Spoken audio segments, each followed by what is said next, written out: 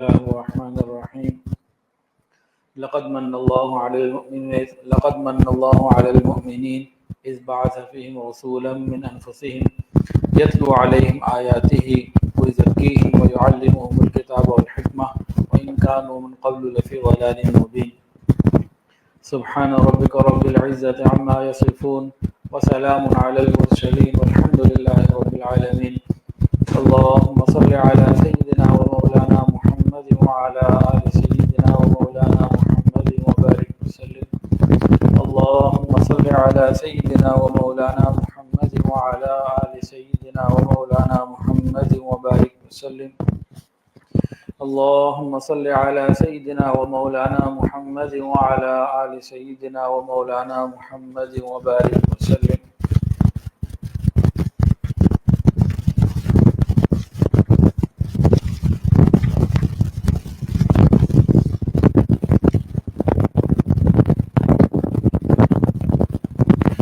ربیع الاول کا مہینہ نبی کریم صلی اللہ علیہ وآلہ وسلم کی پیدائش کا مبارک مہینہ ہے۔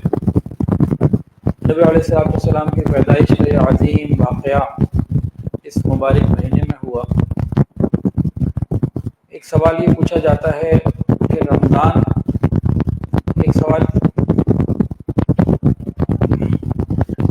ایک خیال یہ آتا ہے کہ نبی علیہ السلام کی پیدائش رمضان میں کیوں نہیں ہوئی، وہ تو بہت زیادہ برکت والا مہینہ، یا 10 محرم کو کیوں نہیں ہوئی، یا اور کسی بڑے دن میں کیوں نہیں ہوئی، اور کسی عظمت والے دن میں کیوں نہیں ہوئی۔ ذوالحجہ کا مہینہ تو بڑے عظمت کا مہینہ ہے، تو نبی کریم صلی اللہ علیہ وآلہ وسلم کی پیدائش ربیع الاول ہی میں کیوں ہوئی، جبکہ اور بھی ایسے دن اور مہینے تھے جن کی عظمت بڑی مسلمہ ہے، بڑی مضبوط ہے۔ علماء کرام نے اس سوال کا جواب یہ دیا کہ اگر رمضان میں یا کسی اور عظیم مہینے یا عظیم دن میں نبی علیہ السلام کی پیدائش ہوتی تو یہ شبہ ہو سکتا تھا کہ اس برکت میں سے کچھ نبی علیہ السلام کو برکت ملی، حالانکہ نبی علیہ السلام تو وہ ہستی، وہ مبارک ذات ہیں کہ برکتیں جن سے سب کو ملی۔ اللہ رب العزت کی طرف سے برکات نبی علیہ السلام کو ملی اور نبی علیہ السلام سے پھر پوری کائنات میں تقسیم ہوئی۔ تو ربیع الاول کے مہینے کی کوئی اور خصوصیت اس کے سوا نہیں کہ جناب نبی کریم صلی اللہ علیہ وآلہ وسلم کی پیدائش اس مبارک مہینے میں ہوئی۔ تو ربیع الاول کی فضیلت نبی علیہ السلام کی وجہ سے ہوئی۔ تو کسی اور مہینے میں احتمال ہو سکتا تھا، خیال ہو سکتا تھا کہ شاید اس مہینے کی وجہ سے نبی علیہ السلام کو عزت معظمت ملی، اور بالکل ایسا نہیں، نبی علیہ السلام کی وجہ سے سب کو ملی۔ تو ربیع الاول کو باقی جو ممتاز اور عظیم فضیلت حاصل ہے جو کسی اور مہینے کو نہیں، وہ نبی علیہ السلام کی پیدائش ہے۔ اب نبی علیہ السلام کی تاریخ پیدائش کیا ہے؟ ایک سوال پیدا ہوتا ہے کہ نبی کریم صلی اللہ علیہ وآلہ وسلم کی تاریخ پیدائش کیا ہے؟ تو 2 ربیع الاول، 8 ربیع الاول، 9 ربیع الاول، اور جو مشہور ترین روایت ہے وہ 12 ربیع الاول کی ہے۔ اس طرح مختلف روایتیں ہیں۔ اس میں اختلاف کیوں ہوا؟ بہت اہم بات، یہ جو روایتیں ہیں ان کی تحقیق، کسی کو 8 اچھی لگے گی، کسی کو 9 اچھی لگے گی، کسی کو 12، کسی کو 2، آج فلکیات والے کہتے ہیں 9 بنتی ہے۔ بہرحال وہ جو بھی ہے، اختلاف تو یہ آ چکا، اب یہ قیامت تک رہے گا۔ اس کو کوئی ایک آدمی، کوئی بھی ایسا نہیں ہو سکتا کہ ایک آدمی ساری دنیا کو ایک پہ جمع کر دے۔ یہ اختلاف کتابوں میں ہے، موجود ہے، صدیوں سے ہے، اور یہ آگے بھی رہے گا۔ اب سوال یہ پیدا ہوتا ہے کہ اختلاف کیوں ہوا؟ آخر یہ اختلاف کی کیا وجہ تھی؟ جب اللہ تعالیٰ نے نبی علیہ السلام کی ہر ادا کو محفوظ کیا، ایک ایک بات کو محفوظ کیا، صحابہ کرام کا حافظہ بے مثال تھا، بہترین اور شاندار تھا، آخر اس تاریخ کے بارے میں اختلاف کیوں پیدا ہوا؟ تو جواب تو اللہ ہی بہتر جانتے ہیں کہ ایسا کیوں ہوا، اور محسوس یہ ہوتا ہے کہ اللہ تعالیٰ کی طرف سے تکوینی طور پر یہ طے ہو گیا کہ یہ والا اختلاف ہو۔ اب اس میں کیا حکمتیں ہیں اللہ ہی جانتا ہے۔ اگر اللہ تعالیٰ چاہتے تو اختلاف نہ ہوتا، چیز واضح ہو جاتی۔ تاہم ایک بات سمجھنے والی ہے، یہ ہے کہ اگر نبی کریم صلی اللہ علیہ وآلہ وسلم کی پیدائش کے دن یا آپ کی وفات کے دن کا کوئی عمل ہوتا یا کوئی حکم ہوتا تو صحابہ کرام ضرور اسے مناتے، تابعین بھی اسے مناتے، صحابہ سے زیادہ تو نبی علیہ السلام سے محبت کرنے والا کوئی نہیں۔ تو اگر ایسا کوئی حکم ہوتا کہ نبی علیہ السلام کی تاریخ پیدائش یا اس دن یا اس وفات کے دن سے تاریخ سے کوئی تعلق ہوتا، اگر نبی علیہ السلام کی تاریخ پیدائش سے متعلق کوئی حکم ہوتا، کوئی عمل ہوتا، یا تاریخ وفات سے متعلق کوئی حکم یا عمل ہوتا تو امت اس کو ضرور مناتی، صحابہ سے ضرور مناتی۔ اور اگر مناتے تو کیا ہوتا، جس طرح عید الفطر، عید الاضحیٰ، شب جمعہ اور دوسری بڑی برکت والی چیزیں تواتر کے ساتھ ہمارے پاس پہنچ رہی ہیں، کوئی بیچ میں ذرا سا بھی گیپ نہیں ہے کسی قسم کا، صحابہ سے لے کے ہم تک مکمل طریقے سے موجود ہے، تو یہ بھی موجود ہوتا، لیکن یہ مکمل طریقے سے موجود نہیں۔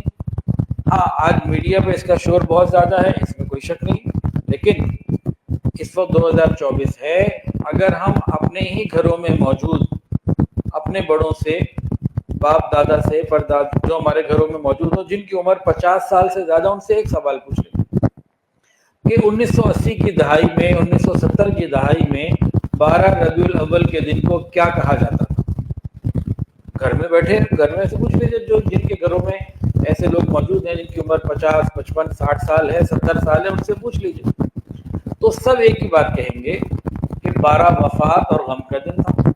1970 اور 80 کی دہائی تک تو یہ غم کا دن اور 12 وفات اس کا نام تھا۔ حکومت پاکستان کی جو دستاویزات چھٹیوں کی ہیں 1970-80 کی، میں خود جب دکان پہ جاتا رہا ہوں تو ایک تعطیل کا، ایک چھٹیوں کا آتا تھا، اس میں 12 وفات لکھی ہوتی تھی۔ اور معاشرتی علوم میں، اسلامیات میں جنہوں نے 1980 اور اس سے پہلے پڑھی ہے تو 2 عیدیں تھیں، تو یہ تبدیلی کہاں سے آئی؟ اس پہ غور کرنے کی ضرورت ہے۔ اگر یہ صحابہ کرام کے زمانے میں ہوتا تو تواتر سے چلا آتا، جیسے عید الفطر، عید الاضحیٰ، امت کا کوئی بھی مسلمان ہو، ادنا سے ادنا جو نہ نماز پڑھتا نہ قرآن پڑھتا، صرف عید کی نماز سال میں پڑھتا ہے، اس کو بھی معلوم ہے کہ عید الفطر یکم شوال کو ہے، اس کو معلوم ہے۔ تو اگر یہ کوئی دن ہوتا اور صحابہ سے چلا آ رہا ہوتا، کیسے ہو سکتا ہے کہ معلوم نہ ہوتا؟ ایک اور بات اس میں بھی ہے کہ یہ تاریخ پیدائش اور تاریخ وفات، اس کے اوپر قرآن و حدیث کا اور ہماری شریعت کا کوئی عمل یا حکم ہے ہی نہیں۔ قبر اور قیامت میں ہم سے یہ نہیں پوچھا جائے گا کہ کس دن پیدا ہوئے، ہاں پوچھا کیا جائے گا نبی علیہ السلام کی تعلیمات پر کیسے عمل کیا۔ یہ تو تاریخ کے حوالے سے چند باتیں رہ گیا۔ مہینہ اور دن، مہینہ اور دن، مہینہ بھی معلوم، دن بھی معلوم۔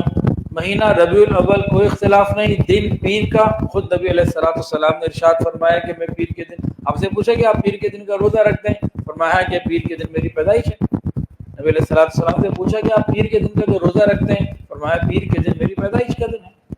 تو ربیع الاول کا مہینہ یہ بھی مستند بات ہے، پیر کے دن آپ کی پیدائش ہوئی، خود زبان نبوت سے آیا۔ اللہ چاہتے تو نبی علیہ السلام سے یہ بھی کہلوا سکتے تھے کہ پیر کا دن تھا اور فلانی تاریخ تھی، اللہ نہیں چاہتے تھے، اللہ کی مرضی، اب اس میں کیا حکمت ہے اللہ جانے۔ تاہم پیر کا دن یہ تو مستند ہے، پیر کا دن یہ مستند ہے۔ اچھا ایک اور خیال پیدا ہوتا ہے، کبھی ایک سوال آتا ہے، خیال پیدا ہوتا ہے کہ بھئی ربیع الاول کے مہینے میں ہی نبی علیہ السلام کی پیدائش ہے اور اسی مہینے میں نبی علیہ السلام کی وفات ہے، پردہ فرما جانا ہے، تو یہ دونوں واقعات جو اتنے، یعنی کہ نبی کریم صلی اللہ علیہ وآلہ وسلم کی پیدائش کی خوشی سے بڑی خوشی اس کائنات میں کوئی نہیں۔ جس کے لیے کائنات بنائی گئی ان کا تشریف لے آنا کتنی عظمت کی اور رحمت کی بات ہے۔ اس امت کی، اس دنیا کے لیے، پوری کائنات کے لیے اس سے زیادہ خوشی کا دن ہی کوئی نہیں۔ پیدائش کا واقعہ، پیدائش کا موقع، اور نبی کریم صلی اللہ علیہ وآلہ وفات، دنیا سے تشریف لے جانا، اس سے بڑا غم کائنات کے لیے کوئی نہیں، صحابہ کے لیے کوئی نہیں تھا۔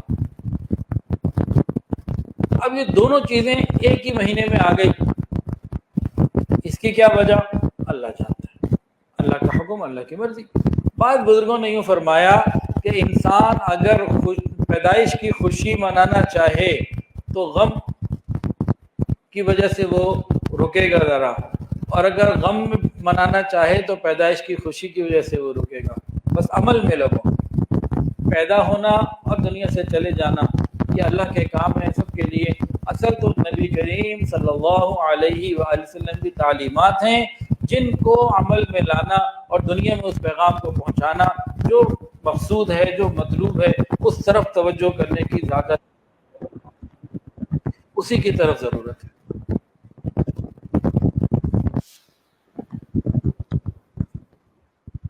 اب ربیع الاول کا مہینہ تو بڑی عظمت والا مہینہ، عظمت نبی علیہ السلام کی پیدائش، اس سے زیادہ عظمت اور کیا ہو۔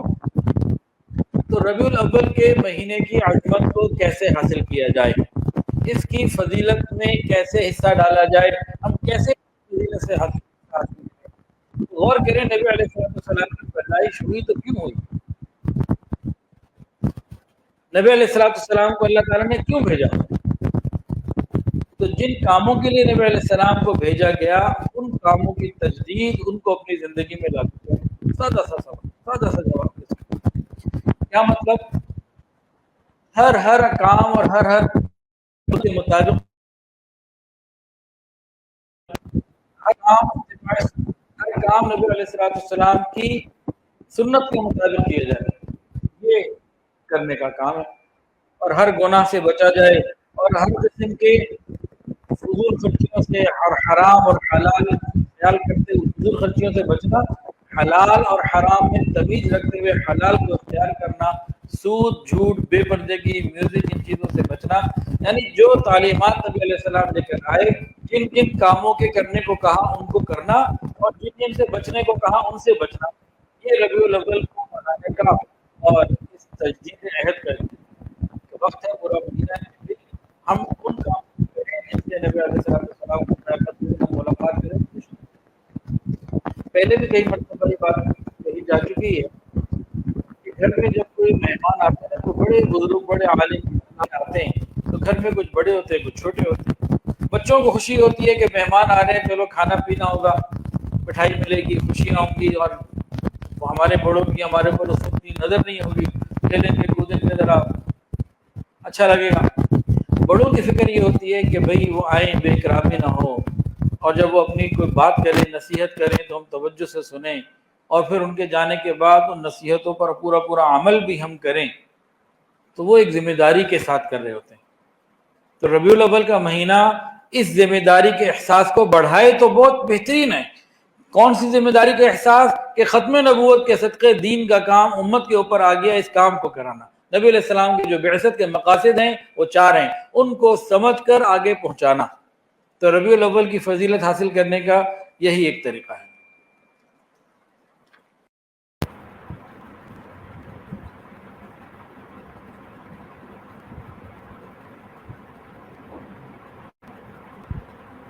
نبی کریم صلی اللہ علیہ وآلہ وسلم کی پیدائش ربیع الاول میں کیوں ہوئی اور پیر کے دن ہی کیوں ہوئی؟ ایک سوال یہ ہے کہ آپ کی پیدائش ربیع الاول میں ہی کیوں ہوئی اور پیر ہی کے دن کیوں ہوئی؟ تو جواب اللہ کی مرضی، جیسے اللہ چاہے۔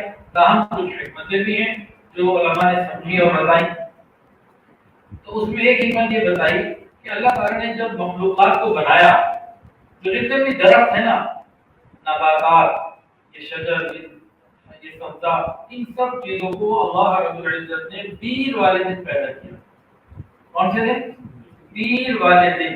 اب جتنے پھل ہیں، میوے ہیں، یہ باغات ہیں، یہ ساری چیزیں انسان کی جسمانی قوت کا ذریعہ بنتی ہیں، انسان کے معاش میں بہتری کا ذریعہ بنتی ہیں، اس کی غذا کا ذریعہ بنتی ہیں، دوا کا، صحت کا ذریعہ بنتی ہیں۔ تو نبی علیہ السلام کو پیر والے دن اس لیے پیدائش ہوئی آپ کی کہ آپ کی طرف سے جو روحانی برکات، انوارات اور تجلیات اور آپ کے ذریعے جو ہدایات انسان کو ملی ہیں، یہ انسان کی روح کو قوت دیتی ہیں، راحت دیتی ہیں، انسان کے آخرت کی، دنیا اور آخرت کی منزلوں کو آسان کرتی ہیں، اور یہ انسان کی روح کی غذا ہے، روح کی غذا بھی ہے اور روح کی دوا بھی ہے۔ لہذا پیر والے دن جسمانی غذا اور پیر والے دن روحانی غذا نے پہلے، پیر والے دن جسمانی غذائیں درختوں کے ذریعے ملی، اور پیر والے دن روحانی غذائیں نبی علیہ السلام کے ذریعے ملی، ایک نسبت سے یہ بتائی گئی۔ دوسرا، ربیع الاول کے مہینے کو کیا کہتے ہیں؟ اس کا مطلب ہے بہار، ربیع بہار کو کہتے ہیں۔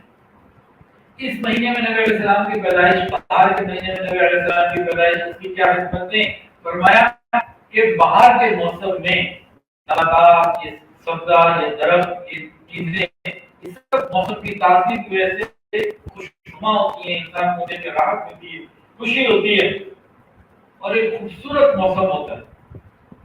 تو نبی علیہ السلام کی تعلیمات کے ذریعے ساری چیزیں، ایک خوبصورتی آتی ہے، سیرت کے اندر خوبصورتی بھی آتی ہے، خوبصورتی بھی آتی ہے۔ اور جس طرح بہار کا موسم نعمت ہے جسمانی، نعمت ہے مادی، اسی طرح نبی علیہ السلام کو بہار کے موسم میں، ربیع میں پیدا کرنا، یہ کیا ہے؟ یہ انسانی روحانیت کے لیے بھی آتی ہے۔ اور جس طرح بہار کا موسم نعمت ہے جسمانی، نعمت ہے مادی، اسی طرح نبی علیہ السلام کو بہار، اس میں بڑا توازن ہوتا ہے، اعتدال ہوتا ہے، بیلنس ہوتا ہے، اور موسم بہار کے دن اور رات بھی تقریباً برابر ہوتے ہیں۔ ورنہ گرمی میں شدید گرمی، سردی میں شدید سردی، گرمی میں دن لمبا بہت، رات چھوٹی، سردی میں دن لمبا، گرمی میں دن لمبا، رات چھوٹی، اور سردیوں میں رات بہت لمبی اور دن چھوٹا، تو اعتدال نہیں ہوتا۔ بہار کے موسم میں کیا ہوتا ہے؟ دن اور رات میں بھی اعتدال ہوتا ہے، موسم کے اندر بھی اعتدال ہوتا ہے۔ تو نبی کریم صلی اللہ علیہ وآلہ وسلم کو ربیع الاول میں کیوں اللہ نے پیدا فرمایا؟ اس لیے آپ کی پیدائش ربیع الاول میں ہوئی کہ آپ کے مزاج میں اعتدال، توازن، آپ کی تعلیمات میں توازن، آپ کی شریعت کے اندر توازن، ہر جگہ اعتدال ہے کہ، اور خوبصورتی بھی ہے، بہار میں خوبصورتی بھی ہے، اعتدال بھی ہے۔ تو پوری شریعت خوبصورت بھی ہے اور توازن والی بھی ہے، یعنی معتدل بھی ہے۔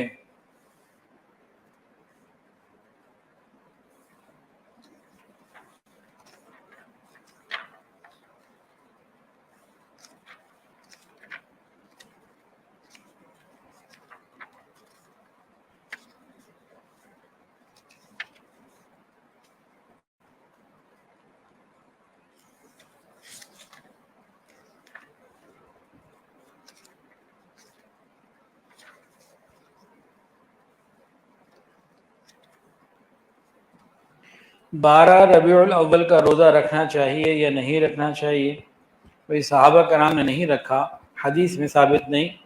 ہاں، پیر والے دن کا روزہ رکھنا یہ ٹھیک ہے۔ نبی علیہ السلام پیر والے دن روزہ رکھتے تھے، فرمایا کہ اس دن میری پیدائش ہوئی، اس دن روزہ رکھیں۔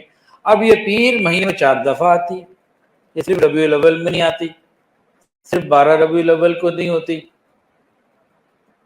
تو 12 ربیع الاول کا روزہ یہ تو کہیں ثابت نہیں ہے۔ ہاں، پیر والے دن کا روزہ ثابت ہے، اور آپ ربیع الاول میں رکھیں، وہ سال کے کسی مہینے میں رکھیں، اور ہر ہفتے میں ایک مرتبہ پیر کا دن آتا ہے، ہر ہفتے رکھیں، اور ہر ہفتے اس نیت سے رکھیں کہ نبی علیہ السلام کی پیدائش کا دن ہے، آپ رکھتے تو میں بھی رکھتا ہوں، یہ ایک بہترین بات ہے، اس سے زیادہ اچھی بات ہی کوئی نہیں ہے۔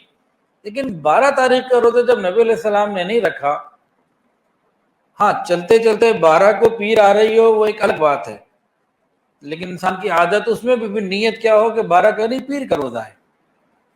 تو پیر والے دن نبی علیہ السلام نے روزہ رکھا، آپ کی پیدائش کا دن ہے۔ اگر کوئی بھی امتی اس نیت سے روزہ رکھتا ہے کہ آپ کی پیدائش پیر کا دن ہے اور پیر کے دن آپ نے روزہ رکھا، میں بھی روزہ رکھتا ہوں، یہ ٹھیک ہے۔ لیکن 12 ربیع الاول کو طے کر کے روزہ رکھنا، نبی علیہ السلام تو ہر مہینے 13، 14 اور 15 کو روزہ رکھتے تھے، 12 تو نہیں تھا۔ تاریخ کے اعتبار سے جو آپ کا روزہ ہے 13، 14، 15 ہے، ایام 20 کے روزے وہ رکھے انسان۔ تو ان باتوں میں ہمارے لیے کامیابی وہی ہے جو نبی علیہ السلام نے عمل کیا یا کرنے کا بتایا۔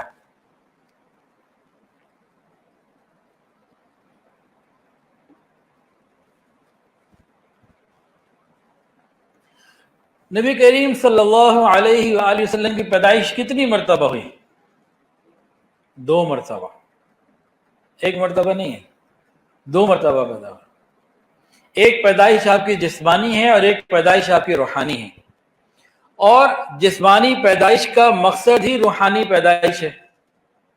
جو آپ کی روحانی پیدائش ہے، اگر اس کا تذکرہ نہ ہو، اس کو اگر خدا نہ خواستہ 1 منٹ کے لیے سائڈ پہ رکھا جائے، تو جسمانی پیدائش وہ تو ادھوری رہ گئی۔ اس کا مقصد تو پورا نہ ہوا.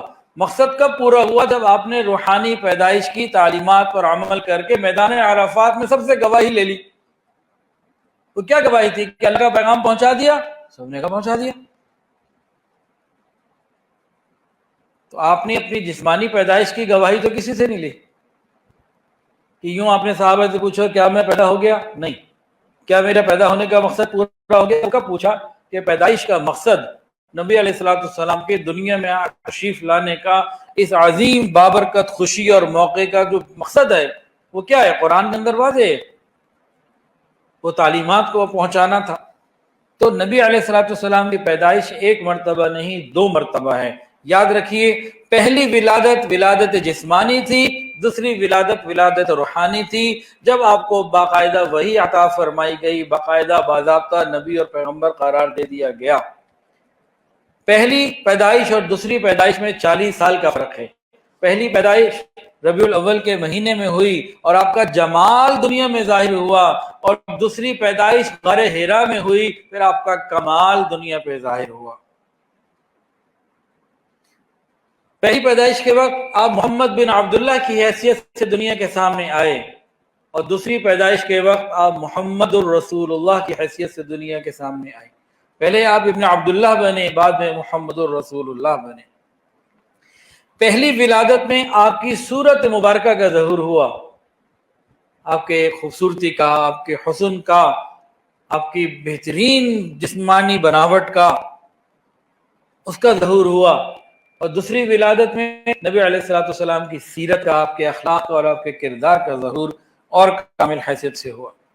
یاد رکھیے، جس طرح حسن و جمال میں، حسین و جمیل ہونے میں نبی علیہ الصلوۃ والسلام کی کوئی مثال کائنات میں نہیں، اسی طرح آپ کے با کمال ہونے میں کوئی مثال کائنات میں دوسری کوئی نہیں.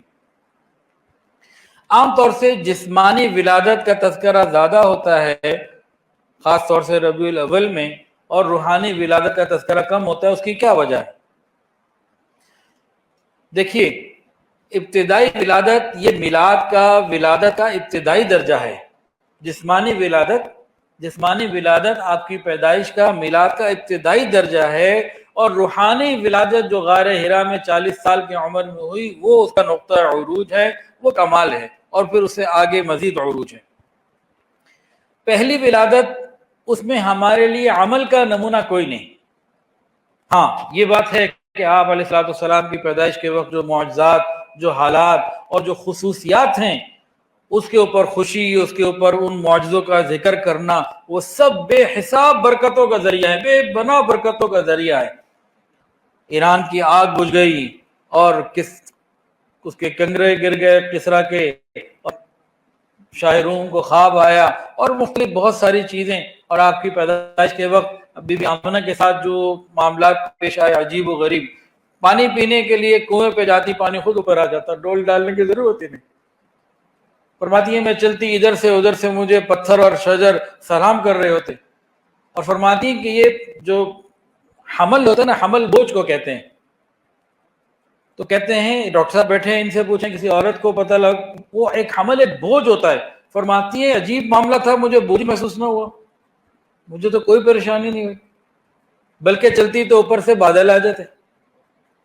تو ان واقعات کا ذکر بے حد مبارک، ایمان کی تقویت کا ذریعہ، ایمان کے بڑھانے کا ذریعہ، نبی علیہ السلام کی محبت کا ذریعہ، اس میں کوئی دو رائے نہیں ہو سکتی. لیکن اس میں ہمارے لیے کوئی عملی پیغام نہیں ہے، یعنی ہم کر نہیں سکتے. عملی پیغام سے مراد میں یوں لے رہا ہوں کہ ہمارے اس میں کرنے کا کام، آپ جیسی اپنی ناک نہیں بنا سکتے، کان نہیں بنا سکتے، اپنا چہرہ ویسا نہیں بنا سکتے، وہ سب چیزیں ہم نہیں کر سکتے. عملی طور پر اس میں ہم نہیں کچھ کر سکتے، میدان عمل میں ہمارے لیے کچھ نہیں. ہاں، باقی وہ علم ہونا، اس کا ذکر کرنا ضروری ہے، اس میں کوئی دو رائے نہیں. لیکن جو روحانی پیدائش ہے، وہاں جب آپ کی تعلیمات، آپ کا کردار، آپ کے اخلاق اور آپ کے پیغام ملتے ہیں، تو عملی طور پر ہم ان اخلاق کو اپنا سکتے ہیں. ہم آپ کی صورت کو اپنا نہیں سکتے، سیرت کو اپنانے کی کوشش کر سکتے ہیں. ہم آپ کے بتائے ہوئے اعمال کو اپنا سکتے ہیں، زندگی میں لا سکتے ہیں، سنتوں کو اپنا سکتے ہیں. تو جب سیرت کا تذکرہ ہوتا ہے تو عمل کا شوق اور داعیہ پیدا ہوتا ہے.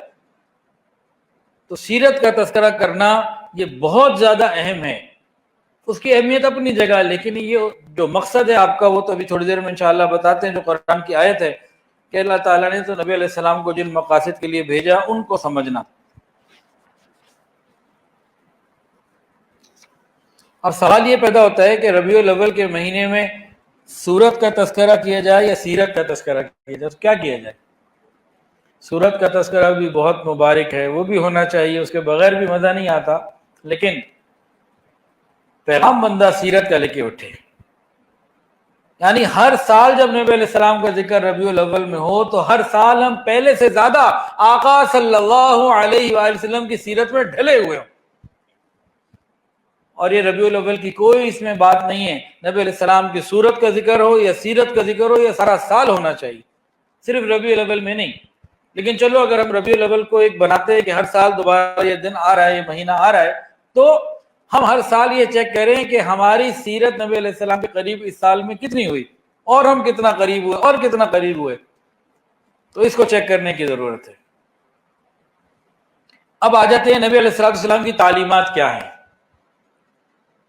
کن چیزوں کا ذکر کرنا ضروری ہے کہ ہم ربیع الاول کا اور آپ کی میلاد کا اور آپ کی ان چیزوں کا زیادہ سے زیادہ فائدہ اٹھائیں، وہ کیا طریقہ ہے؟ بہت سیدھی سی بات ہے، قرآن مجید کی آیت ہے سورہ آل عمران آیت نمبر 164، سورہ آل عمران آیت نمبر 164، اس کو پڑھ لیجئے، ترجمہ پڑھ لیجئے، اس کی تفسیر دیکھ لیجئے۔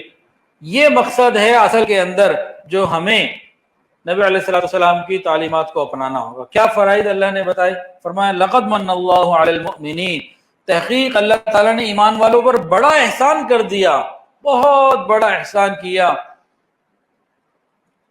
اذ بعث فیہم رسولا، کہ انہی میں سے ہم نے اپنے رسول کو ان کے اندر بھیج دیا، رسولا من انفسہم، رسولا من انفسہم، یتلو، اب چار باتیں آ رہی ہیں، یتلو علیہم آیاتہ، یتلو علیہم آیاتہ ویزکیہم، یتلو علیہم آیاتہ ویزکیہم ویعلمہم الکتاب والحکمہ، یہ چار باتیں آتی ہیں۔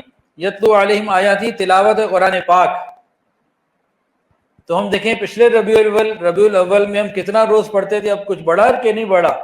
تو اب بڑھائیں تلاوت کو۔ اگر تلاوت ہماری نہیں ہوتی، ہم قرآن کا پیج روز نہیں کھولتے، فیس بک کا پیج روز کھولتے ہیں، تو پھر ہم نے تعلیمات میں سے کیا حق ادا کیا؟ تو پہلا ہے تلاوت قرآن پاک، سمجھ میں آئے یا نہ آئے دونوں صورتوں میں ثواب ہے۔ یہ کہنا کہ اس کا ثواب نہیں ہے، طوطے کی طرح رٹنا بڑی بری بات ہے۔ تو لقد من اللہ علی المؤمنین اذ بعث فیہم رسولا من انفسہم، تحقیق اللہ تعالیٰ نے احسان کیا ایمان والوں پر، اذ بعث فیہم رسولا من انفسہم، کہ اپنا رسول انہی کے اندر بھیج دیا۔ چار تعلیمات، پہلی یتلو علیہم آیاتی، تلاوت قرآن پاک، دوسری بات وَيُزَكِّيهِمْ، تزکیہ نفس، اپنے نفس کے اوپر کنٹرول حاصل کرنے کی محنت کرنا۔ تزکیہ نفس کا خلاصہ کیا ہے؟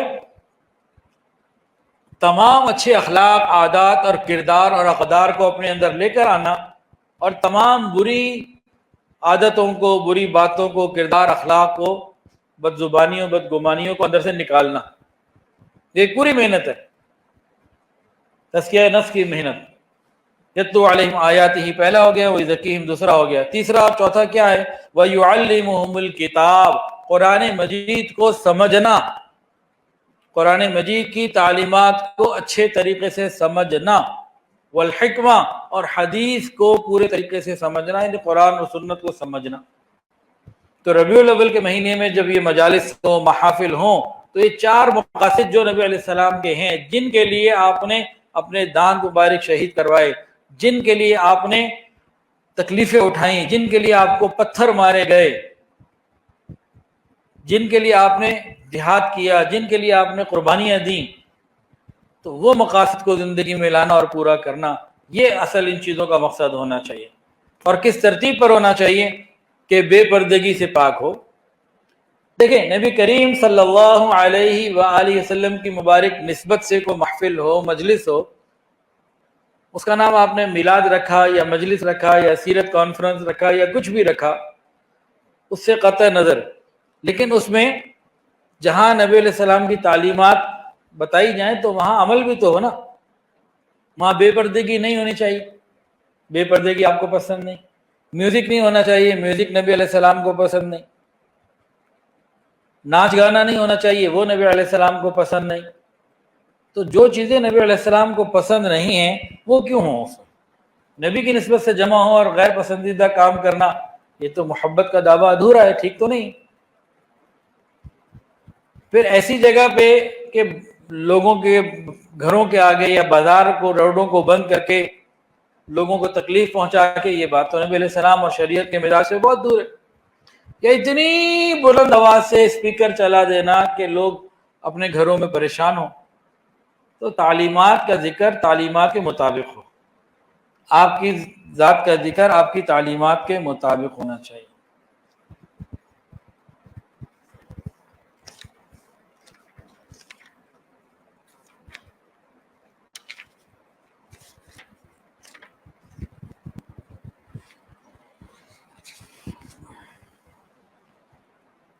ربیع الاول کے مہینے میں بیت اللہ شریف کی تشبیہ بنائی جاتی ہے اور روضہ رسول صلی اللہ علیہ وسلم کی بھی تشبیہ ماڈل بنائے جاتے ہیں, مختلف طریقوں سے, مختلف مٹیریل سے, کوئی لکڑی سے, کوئی اور, کوئی اسٹیکر سے اوپر لگا دیے جانے کے, پینٹ کر دیا جاتا ہے, کہیں سیرامک سے بنائے جاتے ہیں, اور مختلف قسم کے جو ہے نا طریقوں سے نبی علیہ الصلوۃ والسلام کے روضہ مبارک کی اور بیت اللہ شریف کی تشبیہ بنائی جاتی ہے.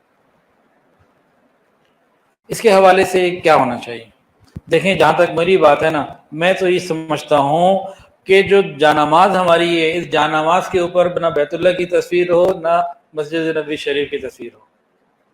اور الحمدللہ برسوں سے بزرگوں سے سیکھا, میرا تو اتنا عقل نہیں تھی, اتنی عقل نہیں تھی, بزرگوں سے سیکھا, جب بڑوں سے بات سمجھ میں آ گئی.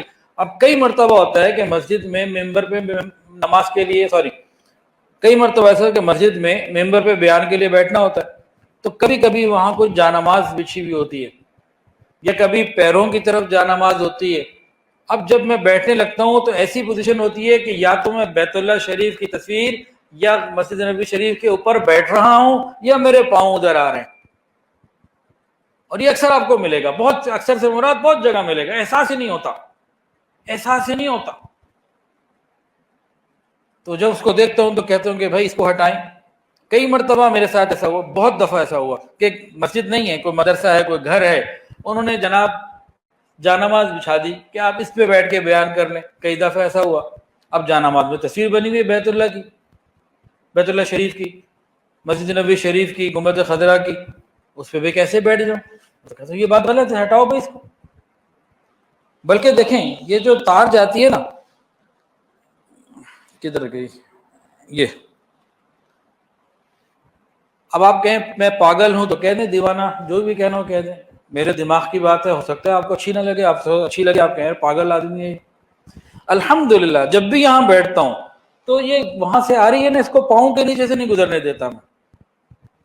اور کہیں بھی دنیا میں بیٹھوں بیان کرنے کے لیے, جو مائک کی تار آ رہی ہوتی ہے, اس کو میں اپنے قدموں سے دائیں بائیں کر رہا ہوتا ہوں. کہ دل میں گمان یہ ہوتا ہے اس میں اللہ کا نام گزر کے آ رہا ہے, اس نبی علیہ السلام کا نام گزر کر آ رہا ہے, یہ پاؤں کے نیچے کیسے ہو؟ ایک آدمی بیان کرنے والا بیان کر رہا ہے اور یہ تار جو ہے یہ اس کے پاؤں کے نیچے ہے اور وہ بیان کرے جا رہا ہے اور نام وہاں سے گزر کے آ رہا ہے, تو مجھے تو یہ خیال بھی تڑپاتا ہے, تکلیف دیتا ہے. الحمدللہ اس کا میں خیال رکھتا ہوں. آپ کبھی بھی دیکھیں گے, اور آج بھی دیکھ لیں, کبھی بھی. اور یہ آج سے نہیں, بڑے عرصے سے, یہ بھی میں نے بزرگوں سے سیکھا, یہ کوئی مجھے تھوڑی اتنی عقل تھی, صحبت میں, اللہ والوں کی صحبت میں سیکھا کہ ادب, تو یہاں تک ادب ہونا چاہیے, اس سے اور زیادہ ہونا چاہیے. تو بھائی میں تو جانماز پہ بنی ہوئی تصویر, جب بھی جانماز خریدتا ہوں, اب تو خریدنے کا موقع ہی نہیں ملتا, پہلے جب بازار جاتا تھا تو شالمی میں دکان تھی, برابر میں بکتی تھی, تو جو سادہ ڈیزائن بنے ہوتے وہ لیتا تھا. اب جانماز کے اوپر جناب, ابھی ہم گئے عمرے پہ تو پتہ کیا لگا, ادھر وہ دکانوں پہ بیٹھے ہوئے نام لکھ کے دے رہے, اور ہمارے گروپ کے لوگ جا جا کے اسے جانماز خرید رہے ہیں اور نام لکھوا رہے ہیں. کسی کا نام محمد ابراہیم ہے تو محمد ابراہیم لکھوا دیا, کسی کا نام خدیجہ ہے تو خدیجہ لکھوا دیا, اور عائشہ ہے تو عائشہ لکھوا دیا. لا حول ولا قوت الا باللہ. ارے جانماز نیچے رکھی جانی ہے, قدم اس کے اوپر آنے, یا تو وہ جانماز آپ نے لگانی ہے دیوار کے اوپر تو ٹھیک ہے, پھر آپ لکھیں نام. لیکن اگر وہ جانی ہے زمین پہ رکھی جانی ہے، اس کے اوپر قدم رکھنے ہیں، چلنا ہے، اس کے اوپر بیٹھنا ہے، بندہ گزرتا بھی تو ہے نا، جیسے صفیں بھیجتی ہیں تو اگر لوگ ہوں تو جانماز کے اوپر چلتے نہیں، بچے نہیں ہوتے چلتے، تو کیوں اس کی ضرورت ہے؟ کیا ضرورت ہے؟ یہ کون سا عقیدت کا ہے کہ آپ نے کسی کو تحفہ دینا ہے کہ جی میں مکہ مدینہ سے تحفہ لایا ہوں، جانماز کے اوپر اللہ محمد کا نام بھی لکھا ہوا ہے، یعنی اللہ تعالیٰ کا نام یہ محمد صلی اللہ علیہ وسلم کا نام ڈائریکٹ نہیں، محمد ابراہیم ہے تو محمد کس کا نام ہے؟ یہ ادب ہے؟ یہ محبت ہے؟ نہیں، یہ نادانی ہے، یہ غلط ہے، یہ نہیں ہونا چاہیے، اس کے بغیر گزارا ہو سکتا ہے۔ تو بھئی ان باتوں کا خیال تو جو بیت اللہ شریف کی تشبیہ بنائی، مسجد نبوی شریف کی تشبیہ بنائی، اگر وہ تشبیہ بنا کے ایسی جگہ آپ نے فکس کرنی ہے کہ دور سے نظر آتی رہے اور کوئی اس سے غلط کوئی مطلب نہ لے تو پھر گنجائش ہوگی، لیکن اس کا طواف شروع ہو جائے، اس کو برکت کے لیے ہاتھ لگایا جائے اور اس کے ساتھ ڈھول ڈھمکے میوزک ڈانس یہ سارا کچھ ہو، تو یہ ان چیزوں کی عزت اور محبت ہے؟ یہ بے حرمتی اور گستاخی اور بے ادبی ہے؟ خود سوچے بندہ۔ اور اگر خدا نخواستہ کو بیت اللہ شریف کی شبیہ بنا کے طواف کرے اور مسجد نبوی شریف کی شبیہ بنا کے وہاں کھڑے ہو کے سلام پیش کرنا شروع کرے، اس کو کیا کہیں گے؟ محبت یا گستاخی؟ سوچے بندہ۔ اور 4 دن بعد کیا ہوتا ہے اس کا حال؟ ابھی اس کے ساتھ عظمت کا یہ موقع، اور 2 4 10 20 3 مہینے بعد کیا ہوتا ہے؟ بندہ خود سوچے، کچھ چیزیں انسان خود بھی تو سوچے نا کہ یہ چیزیں نازیبہ حرکات میں سے ہیں، تو ان سے ہمیں بچنے کی ضرورت ہے۔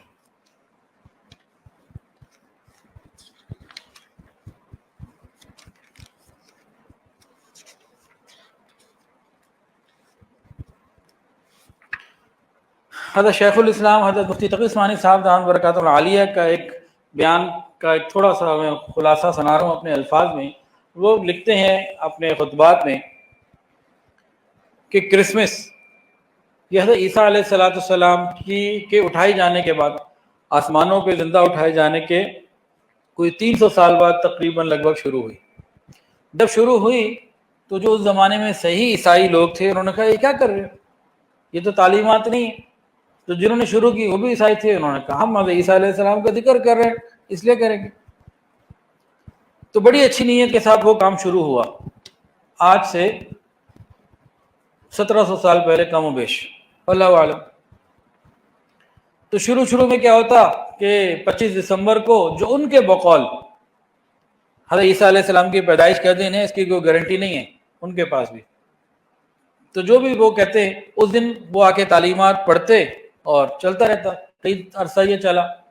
پھر یہ انہوں نے دیکھا کہ مزہ نہیں آ رہا، سوکھی باتیں، کوئی رنگ کو تھوڑا سا آگے مزہ ہونا چاہیے، پھر اس میں میوزک، ناچ گانا، پھر شراب اور جوا۔ اس وقت کرسمس کے موقع پہ کون سی بے حیائی اور غلاظت دنیا میں نہیں ہوتی؟ سب سے زیادہ شراب اس وقت بکتی ہے، حالانکہ وہ بڑے پیارے خیال کے ساتھ شروع ہوا تھا کہ عیسیٰ علیہ السلام کی تعلیمات کا ذکر، اب وہ تعلیمات تو ساری پیچھے رہ گئیں اور ساری خرافات آ گئیں۔ یہ کرسمس کے ساتھ ہوا۔ اب نبی علیہ السلام نے، صحابہ نے تو یہ کام نہیں کیا نا، جب یہ کام نہیں ہوا تو اب آگے ہم کہاں تک پہنچیں گے اس کا کوئی بھروسہ نہیں، کہاں تک ہم جائیں گے۔ 50 سال پہلے تاریخ وفات، یہ 12 وفات تھی۔ اب پورے پاکستان کے اخبارات 50 سال پرانے جمع کر لیں، 12 وفات تھی۔ ابھی جو پاکستان میں 2024 آج ہے، جو ہمارے وہ لوگ جن کی 50 55 60 سال عمر ہے ان سے پوچھ لیجئے، وہ کہیں گے 12 وفات تھی۔ تو ان 50 سالوں میں 60 سالوں میں اتنی تبدیلی آ گئی، آگے کیا ہوگا، کہاں جائیں گے؟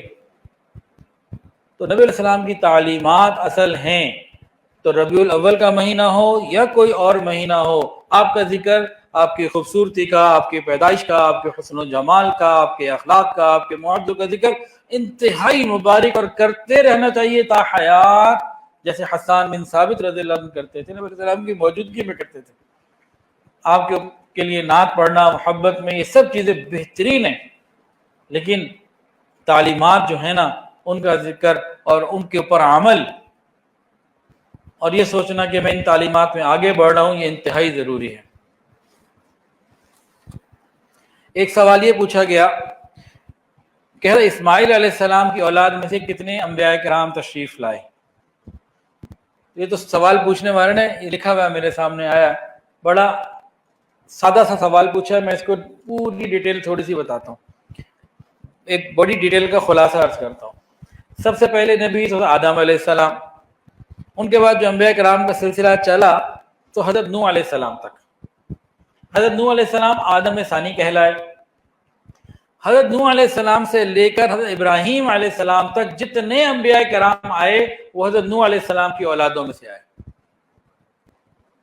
حام، سام اور یافس علیہ السلام۔ حضرت حام علیہ السلام، سام علیہ السلام، یافس علیہ السلام، ان کے 3 بیٹوں کے نام ہیں۔ حضرت نوح علیہ السلام کے 3 بیٹوں کے نام کیا ہیں؟ حام، سام اور یافس۔ حام بن نوح، سام بن نوح اور یافس بن نوح۔ اب حضرت نوح علیہ السلام سے ابراہیم علیہ السلام تک انبیاء کرام کا جو سلسلہ چلا ہے وہ سارا حضرت نوح علیہ السلام کی اولادوں میں سے چلا، ان تینوں میں سلسلے چلتے آئے۔ پھر جب ابراہیم علیہ السلام آ گئے، حضرت نوح سے ابراہیم علیہ السلام تک جب سیدنا ابراہیم علیہ السلام آ گئے تو آگے پھر اللہ تعالیٰ نے اس کے بعد جتنے انبیاء کرام دنیا میں بھیجے وہ حضرت ابراہیم علیہ السلام کی اولاد میں سے بھیجے۔ پھر وہ حام، سام اور یافس والا سلسلہ یہاں منقطع ہو گیا، اور ابراہیم علیہ السلام یقیناً حضرت نوح علیہ السلام کی اولاد میں سے خود تھے، لیکن آگے پھر اللہ نے اس لڑی کو چن لیا، اور حضرت ابراہیم علیہ السلام کو ابو الانبیاء، حضرت آدم علیہ السلام ابو الناس، حضرت نوح علیہ السلام آدم ثانی، اور حضرت ابراہیم علیہ السلام ابو الانبیاء۔ اب حضرت ابراہیم علیہ السلام کی 2 اولادیں، کون؟ حضرت اسحاق علیہ السلام اور حضرت اسماعیل علیہ السلام۔ حضرت اسحاق کے بیٹے تھے یعقوب، ان کا لقب تھا اسرائیل۔ اسرائیل کا مطلب ہے اللہ کا بندہ۔ تو جو بنی اسرائیل ہے وہ سارے حضرت یعقوب علیہ السلام کی اولاد میں سے ہیں، گویا کہ حضرت ابراہیم علیہ السلام کی وہ لڑی جو اسحاق علیہ السلام اور نیچے چلی، وہاں سے سارے انبیاء کرام جو آئے وہ ابراہیم علیہ السلام کی اولاد میں سے۔ اور کہاں تک چلا سلسلہ؟ وقفینا علی آثارہم بعیسی ابن مریم، قرآن کے اندر آتا ہے عیسیٰ ابن مریم تک یہ سلسلہ چلا، یہ والی لڑی۔ اور دوسری لڑی اسماعیل علیہ السلام والی جو تھی، ان کے 2 بیٹے تھے اسماعیل اور اسحاق علیہ السلام، تو دوسری لڑی اسماعیل علیہ السلام کی، یہاں سے نیچے آتے آتے آتے کوئی نبی نہیں حتیٰ کہ محمد رسول اللہ صلی اللہ علیہ وآلہ وسلم دنیا میں تشریف لائے۔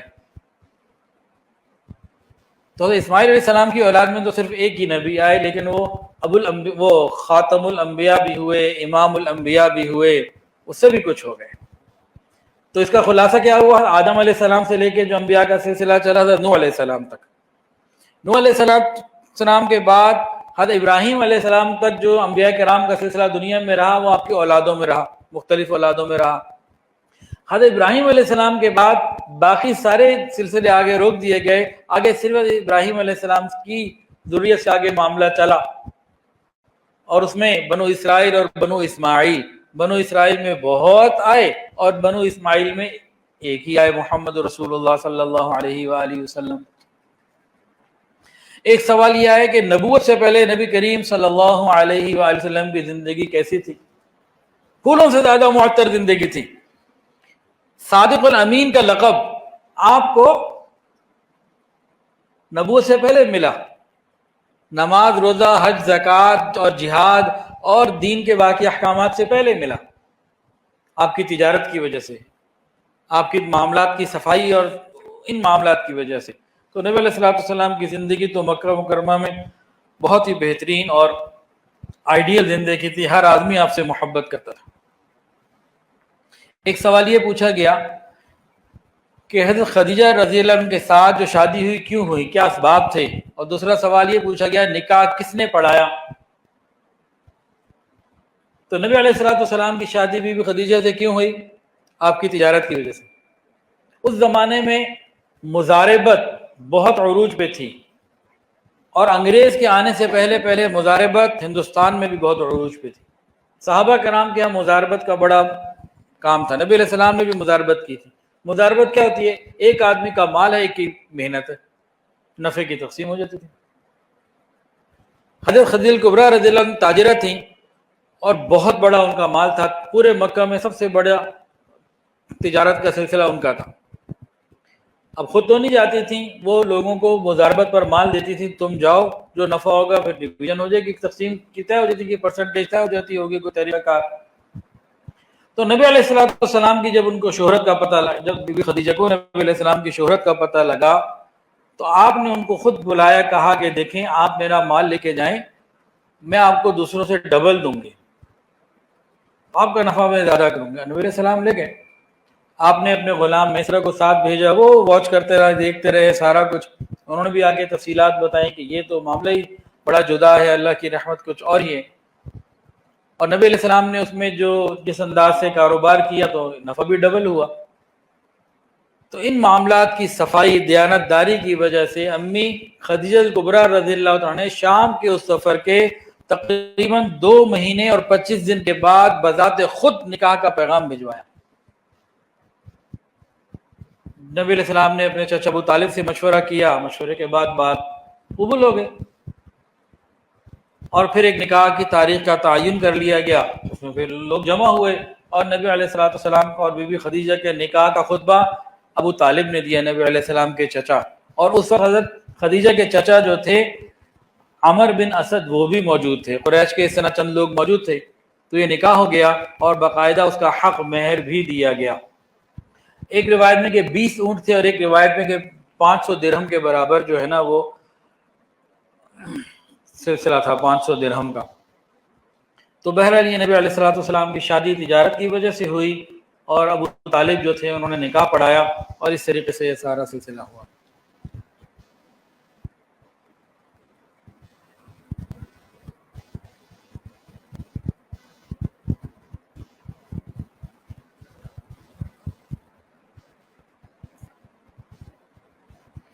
ایک سوال یہ لکھا ہوا ہے جی، نبی کریم صلی اللہ علیہ وآلہ وسلم جو دنیا میں تشریف لائے تو اہل عرب کے کیا حالات تھے، باقی دنیا کے کیا حالات تھے؟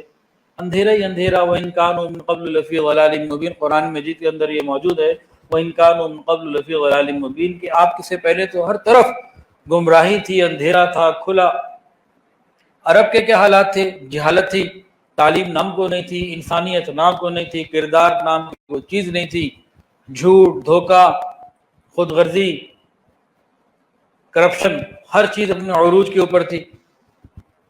باپ کے انتقال کے بعد سگی ماں کو وراثت میں لے لیتے، بیوی جیسا معاملہ کرتے، بڑے بیٹے کی پاس آ جاتی، اور معمولی سی بات پہ لڑائی جھگڑا اگر شروع ہو جاتا تو درجنوں بعض سینکڑوں لوگ اس پہ مر جاتے، اور کئی تو 10 20 سال لڑائیاں جاری رہتی. تو جاہلیت کا ہر وہ نمونہ جو ممکن تھا وہ وہاں پہ تھا، جو کچھ انسان سوچ سکتے ہیں. عورت کی عزت کی کوئی چیز ہی نہیں تھی، عورت کی عزت انہوں نے سیکھی نہیں تھی. بچی پیدا ہوتی، چہرے کالے پڑ جاتے، زندہ درگور کر دیتے. مطلب کون سا ایسا ظلم تھا جو وہاں نہیں تھا؟ ظلم ہی ظلم تھا. تو اس ظلمت قدے کے اندر نبی علیہ السلام سراج منیر بن کے تشریف لائے، چراغ بن کے تشریف لائے نور کا. باقی دنیا کے حالات، 2 بڑی اسٹیبلش حکومتیں تھیں، قیصر اور کسریٰ کی، اور اس وقت کی معلوم اور آباد دنیا کو اگر دیکھا جائے تو اس وقت کی معلوم اور آباد دنیا میں آدھے سے زیادہ دنیا پہ ان کا کنٹرول تھا. لیکن اخلاق کے جنازے دونوں طرف نکل چکے تھے، دونوں طرف کی عوام ظلم کی چکی میں پس رہی تھی اور دونوں پارٹوں سے پس رہی تھی. ادھر عیسیٰ علیہ السلام کی تعلیمات کو بگاڑ کر من مرضی شروع ہو چکی تھی، اور دوسری طرف آگ کی عبادت کی جاتی تھی. ادھر ہندوستان میں اگر آ جائیں تو ہندوستان کا ملک تو تھا، لیکن ان کے پاس بھی اخلاق کا جنازہ تھا، کچھ بھی نہیں تھا. اور سینکڑوں نہیں شاید لاکھوں یا کروڑوں قسم کے دیوتا ان کے تھے. جانوروں کی بھی پوجا ہو رہی ہے، اور آگ کی بھی ہو رہی ہے، اور پانی کی بھی ہو رہی ہے، ستاروں کی بھی ہو رہی ہے، اور پتہ نہیں کس کس چیز کی ہو رہی ہے. تو ہر طرف وَإِن كَانُوا مِن قَبْلُ لَفِي ضَلَالٍ مُبِينٍ، اندھیرے ہی اندھیرے تھے. ان اندھیروں میں ربیع الاول کے مہینے میں، پیر کے مبارک دن میں، اللہ رب العزت نے اپنے محبوب کو دنیا میں بھیجا، اور ان کے آنے کے بعد دنیا کے اندر روشنی آ گئی. ایک واقعہ مجھے یاد آ گیا، اس واقعے کی صحیح بات کو میں مکمل کرتا ہوں. نبی کریم صلی اللہ علیہ وآلہ وسلم جب دنیا میں تشریف لائے تو پوری دنیا منور ہو گئی. روشن ہو گئی، اس کے انوارات آئے. صحابہ کہتے ہیں جب نبی علیہ السلام مدینہ طیبہ میں تشریف لائے تو مدینہ طیبہ کی ہر چیز منور ہو گئی. اب ایمان کی آنکھ اس کو دیکھ سکتی ہے نا. اکبر بادشاہ کا واقعہ ہے. تو ایک مرتبہ اکبر بادشاہ کہیں جا رہے تھے تو رات تھی، خیمہ لگا ہوا تھا، مشعل وغیرہ لائٹ جل رہی تھی جو کینڈل ہوگی. تو آدھی رات میں کہیں بادشاہ کی آنکھ کھلی اور اس وقت وہ مشعل وغیرہ بجھ گئی تھی اور اندھیرا تھا خوب. بادشاہ کا دل گھبرایا. اندھیرے میں اس کو قبر یاد آ گئی، اور جب قبر یاد آ گئی تو بڑا خوف آیا اور لرز گیا، بے چین ہو گیا. اس نے بلایا تو فوری طور پہ جو گارڈ تھے، خادم تھے، آ گئے، روشنی ہو گئی، سارا کچھ ہو گیا. لیکن دل کی بے چینی اور گھبراہٹ نہیں جا رہی تھی، بڑا پریشان تھا. تو اس نے لوگوں کو کہا بھائی بتاؤ میری اس پریشانی کا علاج کرو. تو مختلف لوگوں نے مختلف طریقوں سے اس کو تسلی دینے کی کوشش کی. اللہ کی شان، اس کے دل کو تسلی کوئی نہ ہوئی. اب اکبر بادشاہ کی تسلی کے لیے اللہ نے ایک ہندو سے کے دل میں ایک عجیب بات ڈالی، اور وہ اس کا نام تھا بیربل. جو اس کے 9 رتن تھے ان کے اندر ایک یہ بیربل تھا، ہندو تھا. یہ آیا، اس نے سارے حالات کو دیکھا، اپنی طرف سے بات چیت کی. پھر اس نے ایک بڑا عجیب سا حل دیا، بڑا عجیب و غریب، ایک ہندو دے رہا. کہنے لگا کہ اکبر بادشاہ کیا آپ مسلمان لوگ یہ مانتے ہو نا کہ حضور پاک صلی اللہ علیہ وآلہ وسلم جب دنیا میں تشریف لائے تھے تو دنیا منور ہو گئی؟ ہاں بالکل مانتے ہیں. تو کہا آپ کو قبر سے ڈر لگ رہا ہے نا، تو قبر سے ڈرنے کی کیا ضرورت ہے؟ نبی علیہ الصلوۃ والسلام بھی اپنی قبر مبارک میں ہیں، زیر زمین ہیں. آپ جب وہاں جائیں گے تو وہ جہاں بھی روشن ہو چکا. جب آپ اوپر آئے تھے تو وہ روشنی ہو گئی، اب آپ نیچے زمین کے تشریف لے گئے قبر مبارک، تو نیچے کا جہاں بھی روشن ہو چکا. آپ کیوں فکر کرتے ہیں؟ وہ روشن ہی ہو گئے. اب ایک عجیب و غریب بات جو ہے وہ ایک ہندو نے کی، اسے وہ مطمئن ہو گیا. اور یہ بات ایک زبردست حقیقت بھی ہے. تاہم اس روشنی سے فائدہ پانے کے لیے نبی علیہ السلام کی سنتوں پر عمل اور آپ کی تعلیمات پر عمل ضروری ہے. کیونکہ نبی علیہ الصلوۃ والسلام کی روشنی دنیا میں آئی تو صحیح، فائدہ کس نے پایا؟ جس نے آپ کی بات پر عمل کیا، آپ کے طریقے پہ چلا. تو عالم دنیا میں نبی علیہ الصلوۃ والسلام کے نور سے روشنی لے کے اس کے مطابق زندگی گزارنے والے کو فائدہ ملا، تو مرنے کے بعد بھی آپ کے نور سے، آپ کی تعلیمات کی روشنی پہ چلنے والے کو فائدہ ملے گا.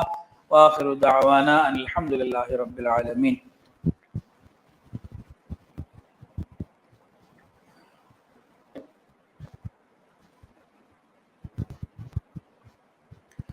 زندگیاں ختم ہوئیں اور قلم ٹوٹ گئے، زندگیاں ختم ہوئیں اور قلم ٹوٹ گئے، تیرے اوصاف کا ایک باب بھی پورا نہ ہوا. زندگیاں ختم ہوئیں اور قلم ٹوٹ گئے، تیرے اوصاف کا ایک باب بھی پورا نہ ہوا. نبی علیہ الصلوۃ والسلام کی باتیں تو اتنی ہیں کہ انسان بس ان کو سنتا جائے، کرتا جائے، اپنے ایمان میں اضافہ کرتا جائے، نبی علیہ السلام کی محبت میں آگے بڑھتا چلا جائے.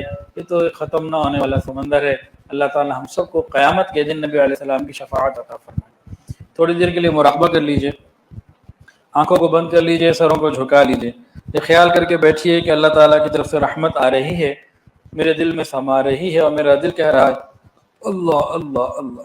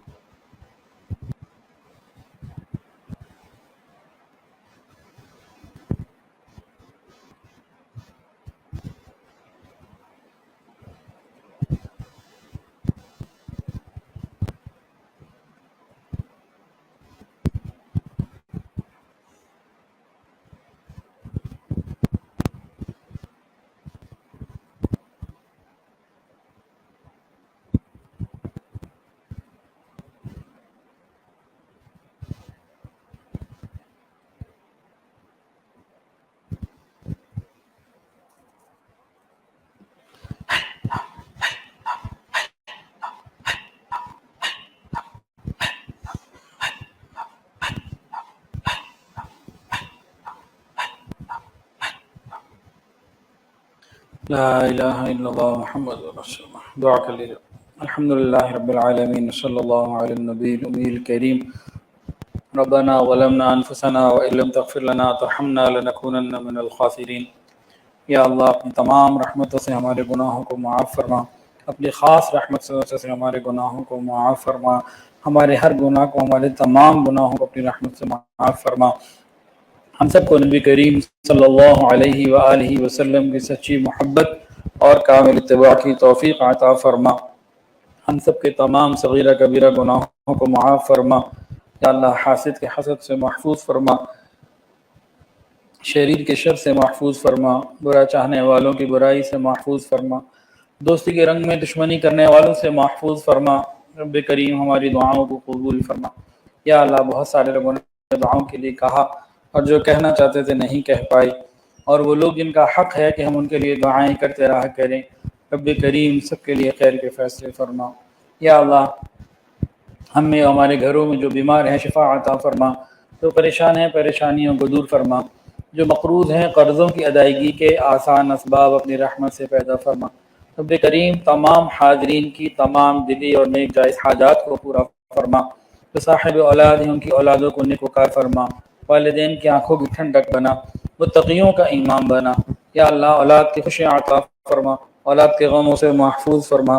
یا اللہ فلسطین کے مظلوم مسلمانوں کی مدد فرما، بیت المقدس کی حفاظت فرما. یا الہ العالمین بیت المقدس کی حفاظت فرما، غزہ کے مسلمانوں کی مدد فرما. یا اللہ پوری امت کی حفاظت فرما. یا الہ العالمین ہمارے ادارے الکاف ایجوکیشنل فاؤنڈیشن کو قبول فرما. تمام ہماری ضروریات کو اپنے غیب کے خزانوں سے پورا فرما. ہماری تمام پریشانیوں کو دور فرما. یا اللہ یا کثیر الخیر و یا دائم المعروف، یا کثیر الخیر و یا دائم المعروف، یا کثیر الخیر و یا دائم المعروف. یا اللہ ہماری دعاؤں کو قبول فرما، ہم سب کی تمام پریشانیوں کو دور فرما. رب کریم ہمارے آنے والے ہر وقت کو پہلے سے بہتر فرما. یا الہ العالمین جب تک زندگی ہے ایمان صحت عافیت والی زندگی عطا فرما. جب ہماری موت کا وقت آ جائے ہماری زبانوں سے کلمہ جاری فرما دینا. صلی اللہ تعالی علی خیر خلقہ سیدنا و مولانا محمد وعلی آلہ واصحابہ واہل بیتہ اجمعین. آمین آمین یا رب العالمین. آمین برحمتک.